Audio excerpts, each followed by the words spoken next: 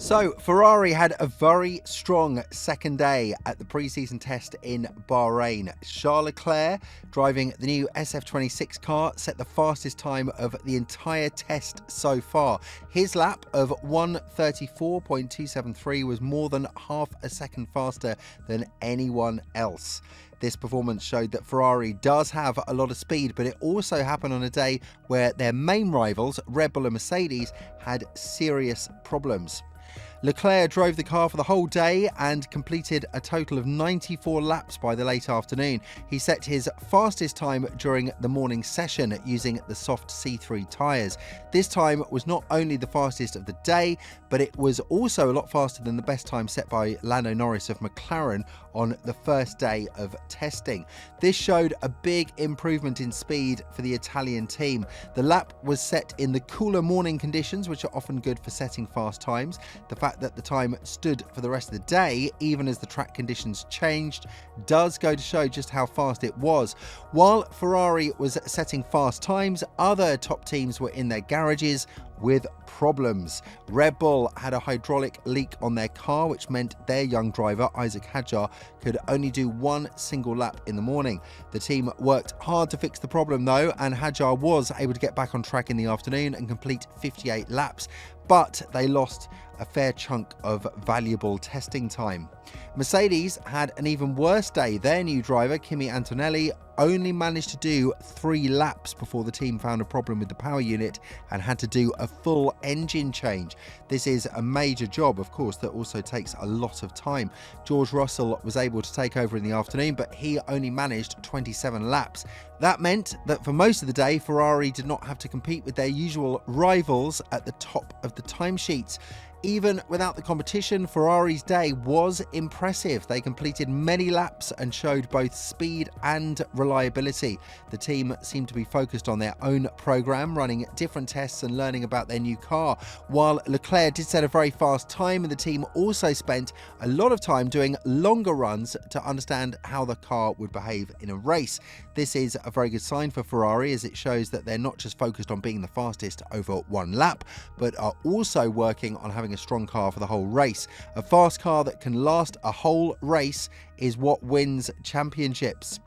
Another interesting point from the day was about a new driving technique. Many drivers were seen trying to copy a trick first used by Max Verstappen. I don't know if you've seen this. It involves him shifting down to first gear in slow corners to help charge the battery. Many teams, including McLaren and Alpine, were trying this new technique out. However, people watching the track noticed that Charles Leclerc only tried it once or twice and then went back to his normal driving style. So that could mean a few things. It could mean that Leclerc was not comfortable with the technique yet, or it could mean that Ferrari does not need the trick to be fast. Either way, it does show that there might be even more speed to find in the car if they decide to use that technique later. The fact that they're already so fast without it is a very positive sign. There were some reports about the car itself. Some people in the paddock believed that the Ferrari car in Bahrain is basically a test mule, and that a lighter, more advanced car will be used when the season starts. There were also rumours that the team has not yet used its most aggressive and fastest parts. These are just rumours at this stage, but they do add to the feeling that Ferrari is maybe not showing its full potential just yet. And if those rumours are true, then the speed Ferrari has shown so far is even more impressive. In terms of the engine, reports from the test suggest that Ferrari's new power unit is very strong. It seems to be very good at managing its energy, which is a very important part of the new 2026 rules.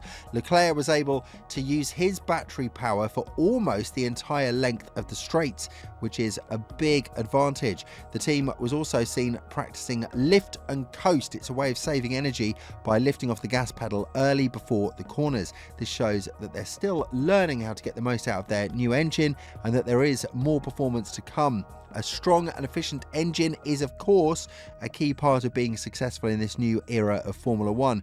One small issue that was noticed was that the back of the car seemed to be a bit unstable when coming out of corners.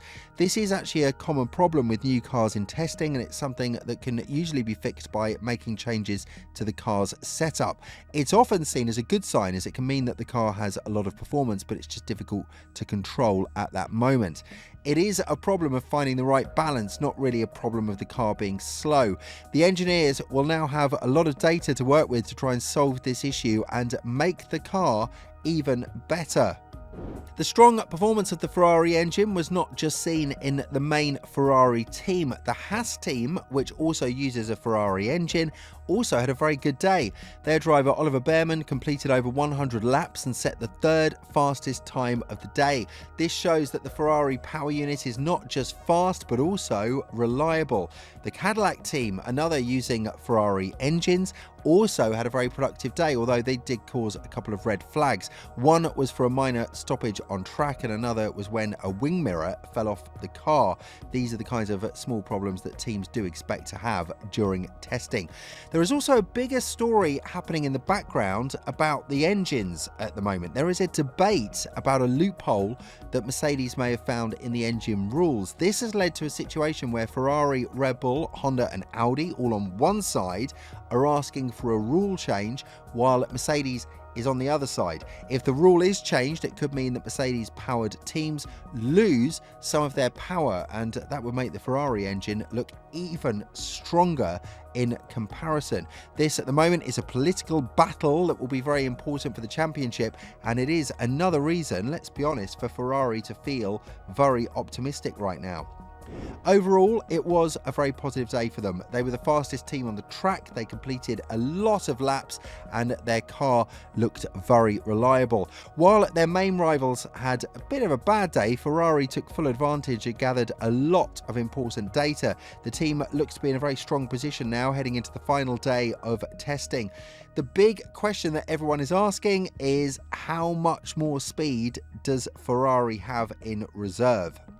We'll have to wait for the first race of the season, of course, to find out for sure. But the signs from day 2 are very promising for the Italian team and their fans. The final day of testing will be a very interesting one to watch, as we might get a few more clues about who really is the fastest. For now, though, Ferrari can be very happy with their work.